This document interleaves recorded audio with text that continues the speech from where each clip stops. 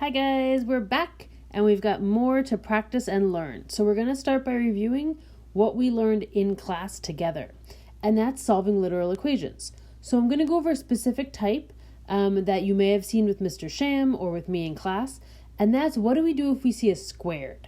So we start with the exact same steps. We look to see what letter am I solving for, and it says solve for R, so I'm going to circle my R. Okay. That's what I want to get by itself. I always like to build my wall, you know how I am. And we go through the DCVAM, but there is no distribute, no like terms because the variables are not the same. We got different variables here.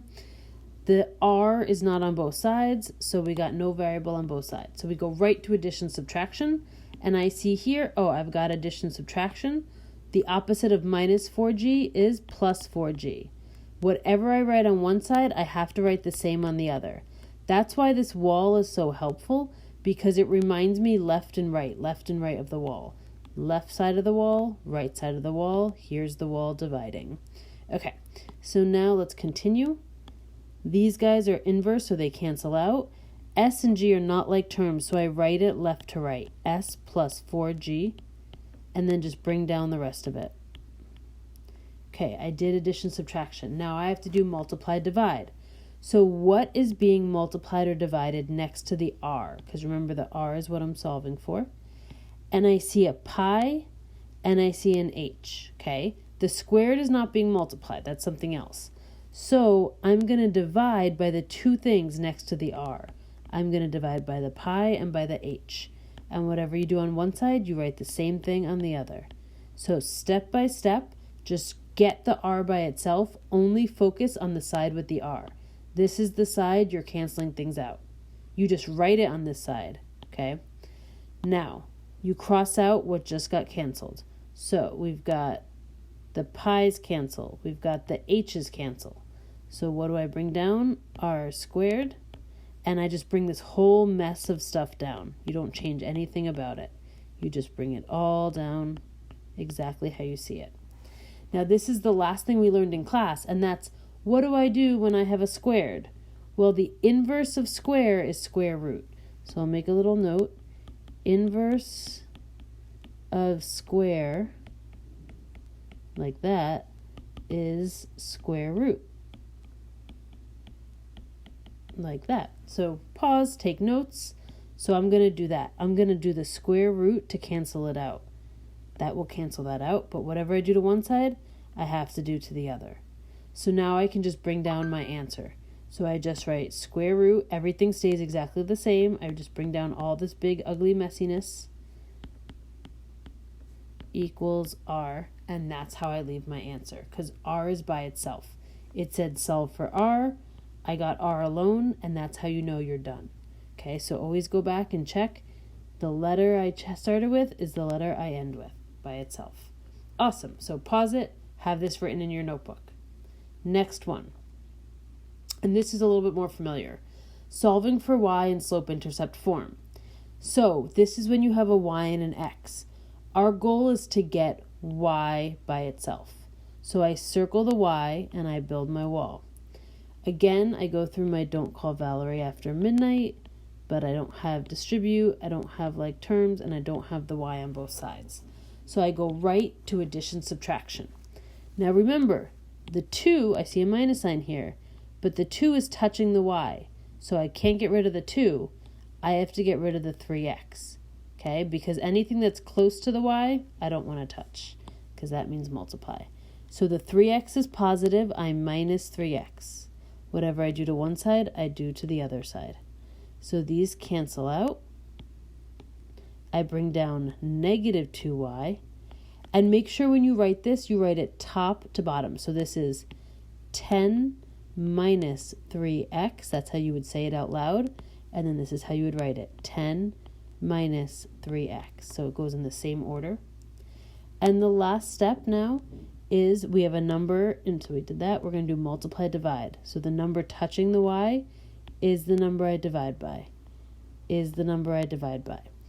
This is the only part that's a little different than in class. So remember I said in class you could just leave this alone and bring it down. What we're going to do now is we're going to divide each of these by -2. So I put in my calculator 10 divided by -2, and my calculator tells me that it's -5.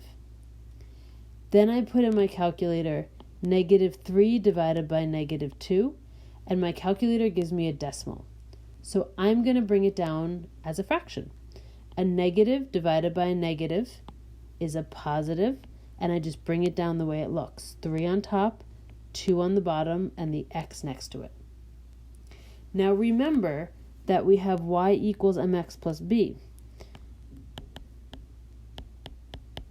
And remember that the m is the rate of change. And the b, do you remember what it is? If you said y-intercept, you were correct. So that's the initial value. Okay? So the m, the rate of change, also means slope. So we have to write it in the right order. So I write y equals the 3/2 x goes first, and then the -5 goes next. Okay? So this is my m. This is my b. So the question was, what is the slope? The slope is 3/2. And what is the y-intercept? That's my b. It is -5. Okay, we're going to do one more like this, just to practice. You're going to do a lot of these. Okay, 2 more, sorry. So we build our wall. Okay, these are all going to be the same idea. We have to get y by itself. So I want to get rid of the something x first. So -6x, the opposite is +6x. Whatever I do to one side, I do to the other.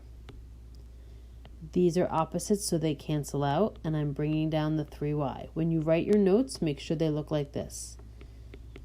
If you're using an app to do it, I'm going to be able to catch that because I know the different methods that they use. So it's really important that you learn this.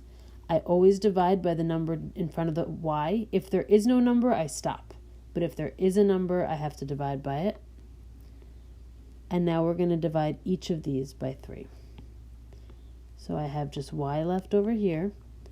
21 divided by 3 is 7. 6x divided by 3 is 2x. And then I just reorder it. So it's mx, the 2x goes first. +7 goes next. My slope is 2. My y-intercept is 7. Okay, pause and take notes. And then the last practice. So I want to get y by itself, so I have to get rid of the x that's here. So it's a positive x, so I'm -x on both sides. I bring down the 2y equals, I bring down the 16 minus x. There's a number in front of the y, so I have to divide by that number. If there's no number, you're done. I have to divide by 2. But wait a second, there's nothing in front of the x. So you have to write, do you know what it is? It's a 1. There's an invisible 1 hiding there. So if there's no number in front of the x, you put a 1. Now we divide. So y is by itself. 16 divided by 2 is 8. And -1 divided by 2 gives me a decimal. So I bring it down exactly like that. -1 divided by 2 and x. I rewrite in the right order. The -1/2 x goes first. The +8 goes second.